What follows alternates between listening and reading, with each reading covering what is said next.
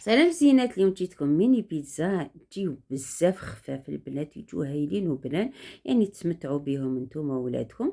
ومقادير تاعها بزاف سهله وطيبوا ليه كما كتشوفوا. في ريسيبيون درت كاس حليب دافي مع كاس ماء دافي، ملعقه صغيره تاع ملح، سكر وخميره وفنجان زيت. خليت المقادير وزدت مغرفه تاع كبيره تاع الخل وبياض بيضه صفر، خليتها من بعد البنات باش ندهن بها. بديت نلاين فارينه، لازم العجينه تكون طريه وتتلاسى. خليتها تريح ربع ساعة.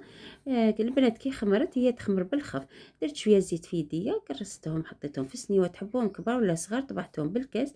وحطيت الصلصة طماطم. البنات هادو اليومين نحطها لكم، هذه الصلصة تجي بزاف بنينة. البيتزا.